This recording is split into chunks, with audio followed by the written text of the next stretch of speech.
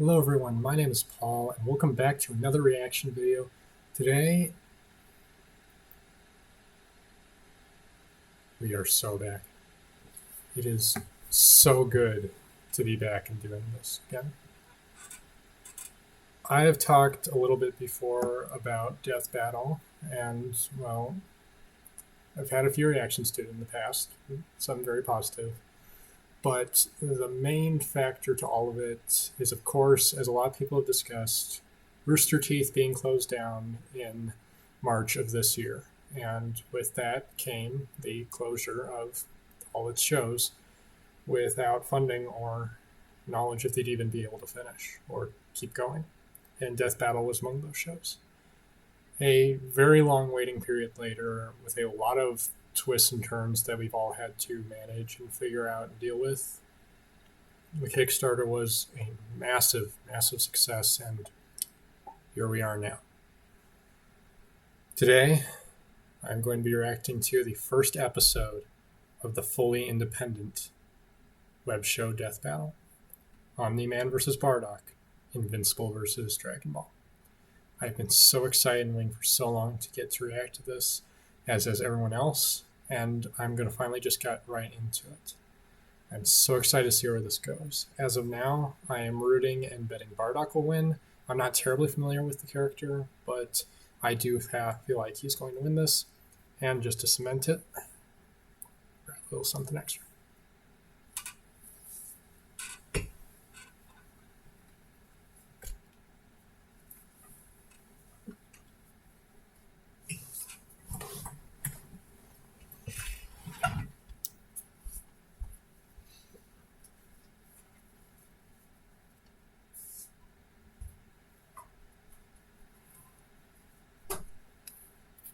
Pretend it's a bandana.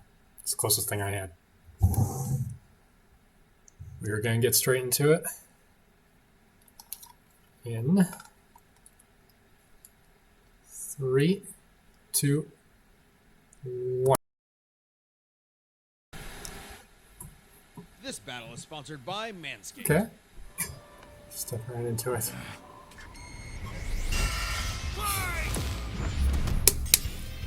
Omni-Man versus Bardock. Oh, that's going the fast. Ostracized Viltrumite and the Doom Saiyan. He's Wiz and I'm Boomstick. And it's our job Analyze to their analyze weapons, their armor, and skills to find out who would win a death battle. Oh, the animation looks incredible. Omni-Man, Earth's once greatest hero. Alongside the Guardians of the Globe, he protected the world from all manner of threats. And then, in a single day, it all went horribly wrong. Why, Omni-Man? The animation How, is Omni-Man? amazing. Who, Omni-Man? Who indeed? Champion of Earth, best-selling author J.K. Simmons, yet it was all a charade. With his Forgot about that murderous clip in the rampage preview. only brought to a halt thanks to his own Yeah. son. It all starts with his home planet, Viltrum, which I hear is a totally lovely utopia. God, the animation is Brutal phenomenal. combat. With a K. Or, wait, no, that came later. Viltrumites are among Yeah, the most good reference. powerful beings in the universe, even more so after they purge the weaker members of their species. As a vanguard of the Viltrumite Empire, Omni-Man infiltrated Earth as Nolan Grayson, expected to prepare the planet for Imperial assimilation. Which should have been easy, since he's got your classic strongman superpowers, Yeah. and he's basically invulnerable, easily knocking around asteroids the size of Texas. He can fly It's at a Texas unbelievable joke from speeds, Omni-Man. soaring from Earth to the planet Thraxa in under 1 week. Yeah.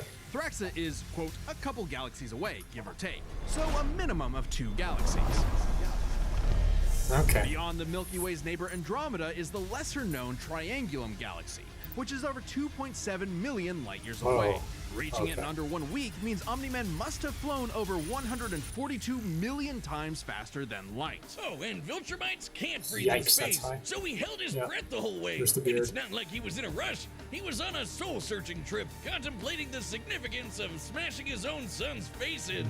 Think, Nolan, think. Yeah, this is why I'm never having kids. You're missing out. But according to Yeah, another Viltrumite, sick still a Venus, father. a bunch of other Viltrumites who actually were in a hurry flew to Viltrum across the Virgo supercluster in less than 24 hours. That's over 20 billion times faster than light. You don't really need to rush anyway. Wow. The older a Viltrumite Okay, gets, that's the really slower high. they age. According to the Invincible Ooh. Handbook, Nolan is over 2,000 years Yeah. old.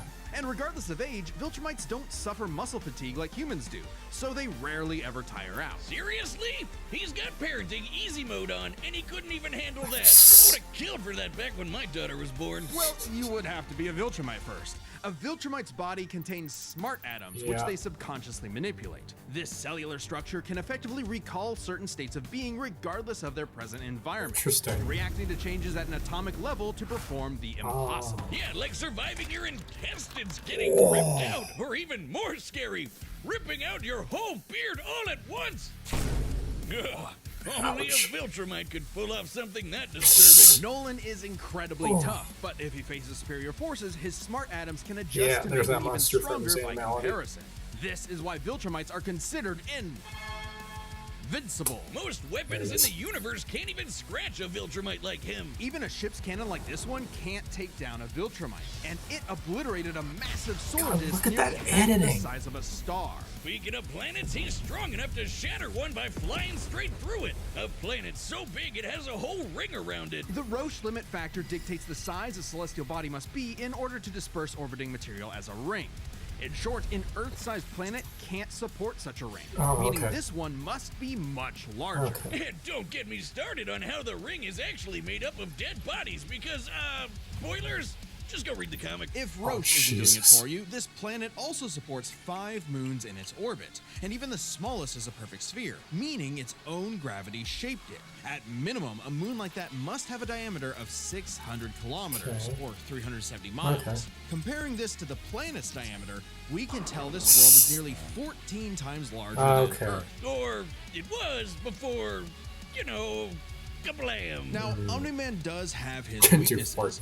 Monsters like Ragnar's can pierce Viltrumite flesh, and he's extremely sensitive to a specific high-pitched frequency, which can destabilize his body's equilibrium. But his real weakness turned out to be, you guessed it, fatherhood.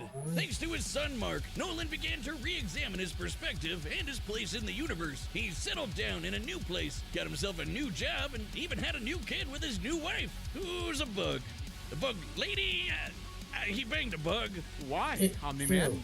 How, Omni-Man? Hey, everyone deals with parenting stress in their own way. When Nolan was lecturing to Mark about how insignificant people are, Mark wasn't the only one he was trying to convince, if you catch my drift. Nolan Grayson's real mission isn't planetary conquest or saving the innocent. It's to discover if a violent man who can break the world can also be a good father. Godspeed, Omni-Man. Alright, here we go. So there's very few calcs, which is interesting. In the far reaches of the cosmos laid a world with a people like no other, born and raised to do just one thing: fight. The Saiyans, a proud warrior people from the planet Vegeta, ruled by, King Vegeta.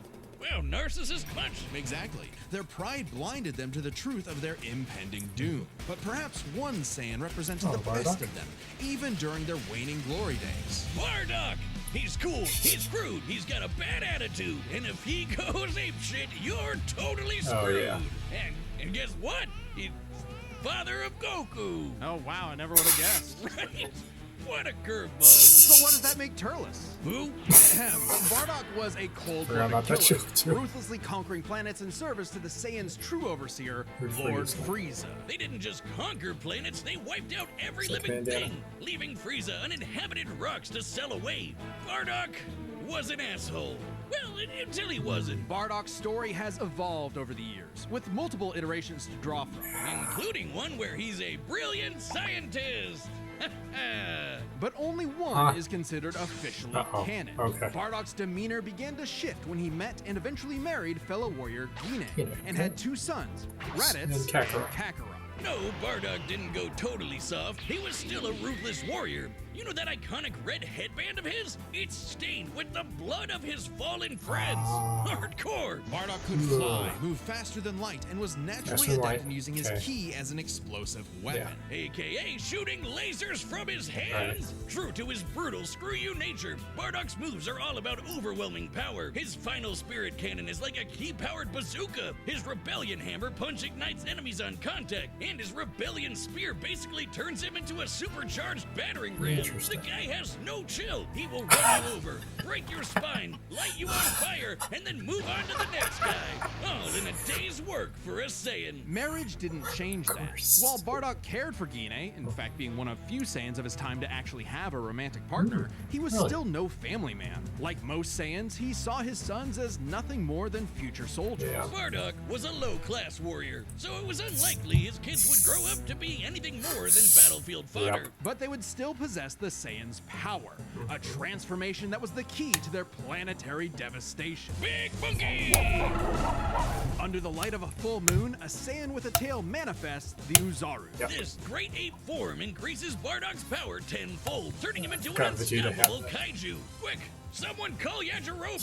While some Saiyans can maintain control over this berserker form, low-class warriors like Bardock don't receive the same level of training as those of higher birth. Prince Vegeta's control is so precise he can speak while changed, but Bardock cannot. Hell, it's questionable if he even remembers everything that happens when he goes full tilt gorilla. The Saiyan strategy is pretty much just monkey see, monkey smash. Despite being low class, Bardock's power level nearly matched that of King Vegeta, who could destroy multiple planets at once. Ooh. At about this time, King Vegeta's power level was around 10,000. Yeah, we know power levels are kinda janky. Nobody can agree on what the number really Scouter. means. Outside of his fight with Gas, Bardock doesn't really show any high-end feats in canon, but we can use power levels to compare him to other characters with similar levels to better understand his potential. Okay. Like when his son fought Prince Vegeta. What's the scouter say about his power level?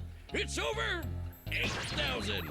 Yeah, the dub changed it to fit Vegeta's lip flaps, but we only cover the cold hard truth, damn it. According to this movie pamphlet, Goku's power level between his fight with Oh, I'm Vegeta and his loving the trip to editing Namek on was this. 10,000. This lines up with that previous reading and puts him on par with Bardock. Goku's training during the trip eventually raised him to 90,000 upon arrival, but this gives us a clear window. Yeah, early in the trip, he had to dodge a bunch of incoming asteroids and blast his ship away from a star, which is Yeah. impressive considering the speed involved. The planet Namek is outside Earth's quadrant of the universe, and it took his ship 6 days to make the journey. Traveling a quarter of the universe's diameter would put the ship over 9.5 trillion Oh. times the speed of light. And Goku would have had to keep up with that kind of speed to do all that other stuff. Makes sense given far weaker characters could reach the moon in a fraction of a second. Should be trivial enough for Bardock. All this speed and power meant when Bardock and his team assaulted the planet Cereal, they went, cheerio! Bardock ravaged the planet, annihilating its people, until he found 2 survivors, a mother and her child. Some may call it weakness, others a moment of clarity, but Bardock was suddenly reminded of his wife and recently born son. He chose to spare the 2, and even pushed himself far past his limits to protect them from his own Frieza Force allies, who taunted that Frieza had dire plans for the Saiyan future. Interesting. This moment changed Bardock, making him more appreciative of his family and cautious of Frieza. When all the Saiyans were called back to Planet Vegeta for mysterious reasons, he had a hunch something was up. So, before his final stand, smashing through hundreds of soldiers before coming face to face with the tyrant, he sent his youngest kid away for protection. A choice that allowed his son to thrive. And hey, that's what good parents do. Yeah. A choice that would have a greater significance than Bardock could ever imagine. And then Dildo Dickhead blew them all up and he died. Or did he? Bardock got killed so freaking hard he got blasted back in time. Actually, he was pulled away by these 2 who miscalculated and misplaced him incorrectly in the time stream. Blah blah blah, As a Super non-canon, Saiyan, whatever. also He still a Super survived. Saiyan's And hard when to he do. realized what happened, he got so unbelievably pissed off, he went Super Saiyan. What? Oh, All they're right, giving this it to is him. very much an Okay. alternate universe what-if scenario, and it is jarring. But think about it. The Super Saiyan form is not achieved through training alone. It requires dedication, introspection, victory, failure, love, and loss. Frieza destroyed the Saiyans because he feared the possibility of the Super Saiyan, a Saiyan with power that could rival his own. But perhaps Bardock's transformation was more than simply a what-if. He had begun to take the very steps his son later would to achieve the form. Perhaps I don't if Frieza know. had hesitated, even for a moment, his fear would have manifested before him right then and there. Damn, pour one out for Bardock, who figured out how to be the truest Saiyan right at the end of it all. I know Kakarot would be proud. Good Hey, analysis. shout out to everyone who believed in us during our recent crowdfunding. And joining you in that support is the first ever sponsor for an independent death metal episode, Manscaped. Manscaped's newest masterpiece that, is the guys. Lawnmower 5.0 Ultra in forged gold. Talk about a Okay, fancy name. This special edition while the trimmer ad is is the going perfect on. tool for the golden era of hair grooming, where precision, luxury, and performance meet. There's limited quantities available, so you need to pick one up Can't soon. If you're really anything tell like if me, they're your scruff keeping grows all over the place way too fast. Super Saiyan Or or maybe not. you get that itchy Honestly. scraggle whiz has. Which really concerns Either me. way, the Lawnmower 5.0 Ultra Gold comes I with 2 think blades for any Omni-Man is occasion, slightly a faster. trimmer and a foil. I And think look 20 at it. billion might be It's higher so than the slick. trillions. It's waterproof, of course, and the new LED light illuminates even the trickiest Man, it's spots, hard to while say. adding a I touch of think elegance to your routine. Join the 10 million men strength worldwide who boost trust Bardock Manscaped gets, for all their grooming as well as his needs. ranged Get the special abilities, edition Lawnmower might give him the 5.0 edge. Ultra in forged gold while supplies last. We'll really Get have to see what the 20% bird off says, but plus free I shipping don't with the know if they're code going to truly DeathBattle do at Super Saiyan or manscaped.com. not. That's 20% off plus free shipping with the Okay, code either way, DeathBattle at manscaped.com. I'm still going Bardock. Thanks to Manscaped for helping our fans and members support the channel. Seriously, show them some love by clicking the link below. Say it, guys. All right, the combatants are set, and we've run These the are all data through all possibilities. possibilities. It's time for a death battle. Let's see it. The track is amazing, by the way. I did listen to it previously from Brandon Yates. Dental Artist did such a good job with this already.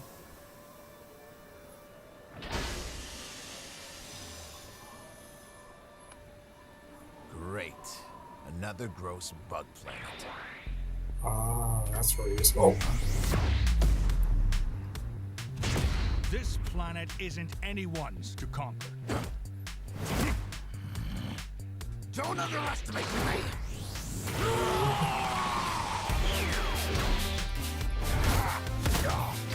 yeah, he has the instant transmission. I forgot. Just like my son, sticking his nose in places he's not ready for. My sons would kick his ass! Nice.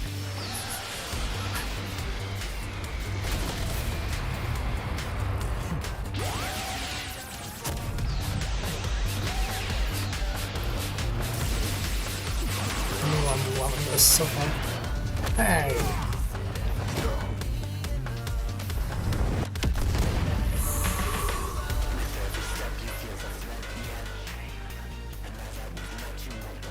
Oh, Whatever you are, you're an embarrassment. oh, we're only going his arm. Wait till you see the real power of a Saiyan. Hell yes. Am I supposed to be impressed?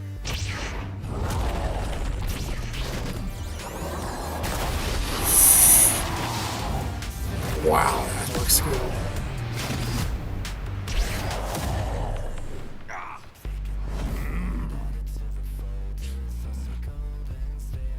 Ooh.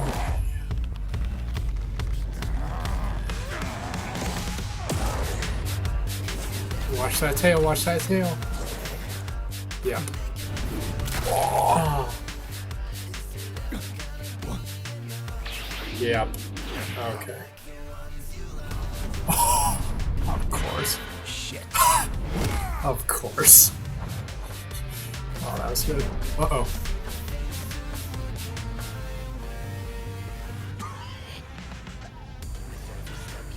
No. My sons need me. Uh-oh. I won't let you take me from my world. Yikes.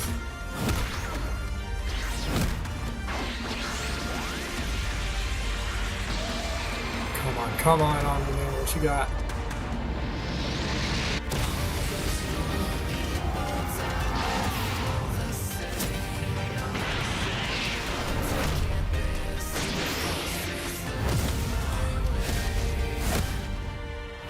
Your time is up! Saiyan! No.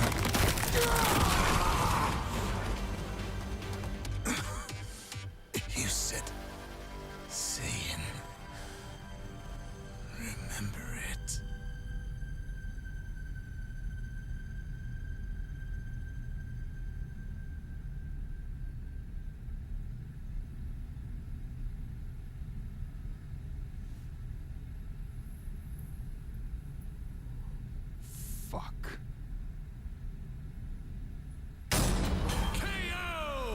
Okay, these Gokus have got to stop picking fights with guys in capes. Pitting What? Saiyan against Viltrumite is fascinating. Among the many similarities, 5 specific categories stand out. Starting with speed.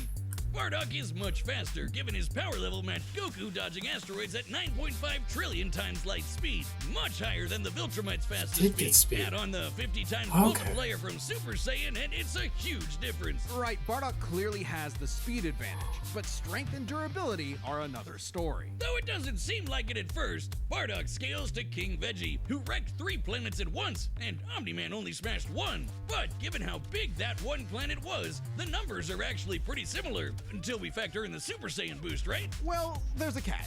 A major plot point in Invincible involves the coalition of planets admitting that their weapons cannot hurt Viltrumites. So, when their ship's cannon obliterated this gigantic solar disk, it highlighted just how tough the Viltrumites really are. This disk completely blocked the sunlight and heat between a planet and its star. And this is no ordinary planet. Its size and density are so high that its inhabitants are as strong as Viltrumites just due to living in its natural gravity.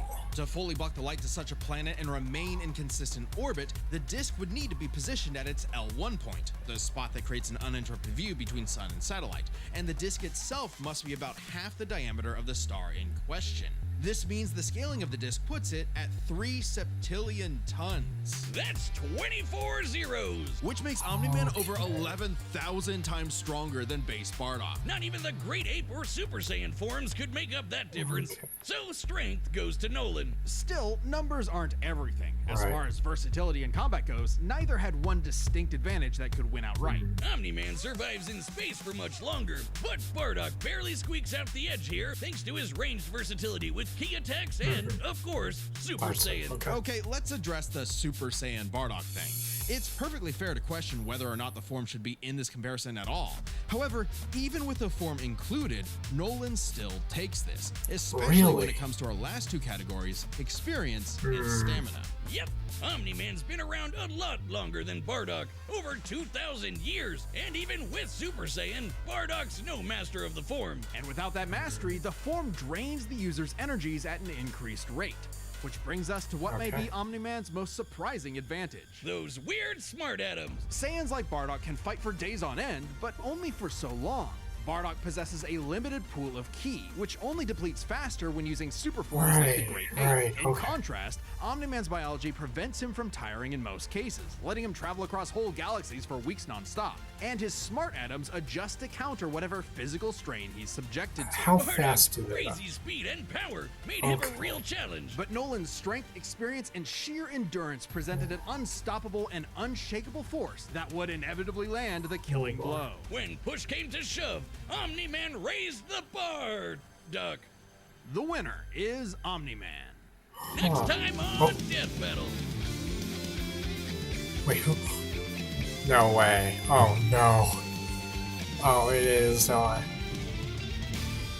Subscribe and join as a member to see more Death Battle. Thanks for watching.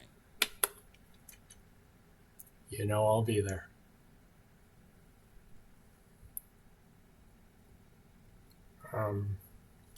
Wow. That was fantastic, honestly. I really did not expect Nolan to take that, but I don't know. He explained Super Saiyan pretty well there, because again, I wasn't sure if Bardock would get that or not, but I really don't know. Experience I'm mixed on. Not that no one takes it. No one definitely takes that, but they did point out, have a good point, that it has to do with Bardock's limited ki.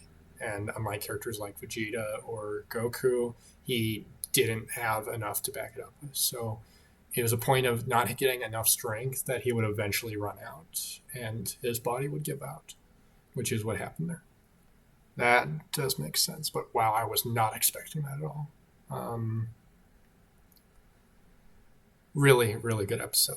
The pacing in the very beginning, especially the introduction, I felt like was going way too fast. But both character announces, I think, were done really well, especially since Omni-Man had a lot more to be able to cover in this one, since in his fight against Homelander, they were trying to avoid spoilers. But that was really good all around. I love that. What a great return. And, oh boy, that's going to be a fun episode to start with next time, huh? Until then, I will absolutely be there. I'm going to have to go back. I think my name was in the special links. You might see it if you look for yourself under Paul. But with all that being said, a massive thank you to you all for watching. I really hope you all like this and that you'll check out more in the future. I want to do a lot more Death Battle content as time goes on. All that being said, lost this one. Let's see if I take the next one. Until then, I'm Paul, and I'll see you all next time.